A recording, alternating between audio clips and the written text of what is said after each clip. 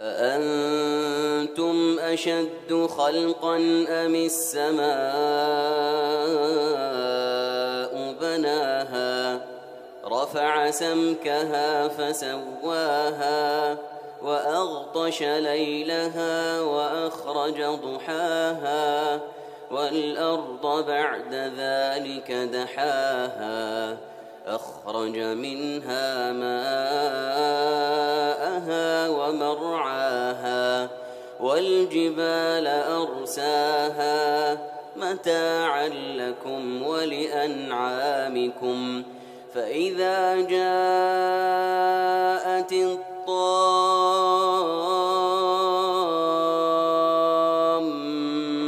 الكبرى يوم يتذكر الإنسان ما سعى وبرزت الجحيم لمن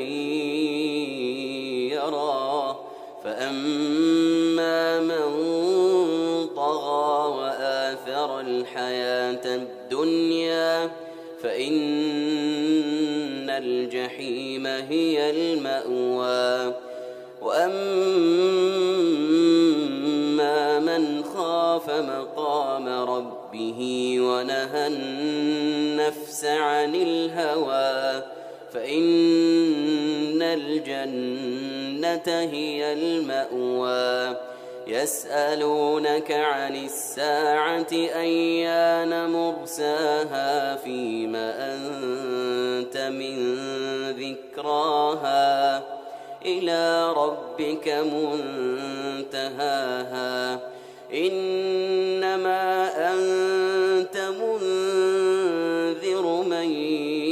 يخشاها كأنهم يوم يرونها لم يلبثوا إلا عشية أو ضحاها. بسم الله أرقيك من كل شيء يؤذيك من شر كل نفس أو عين حاسد الله يشفيك. بسم الله أرقيك.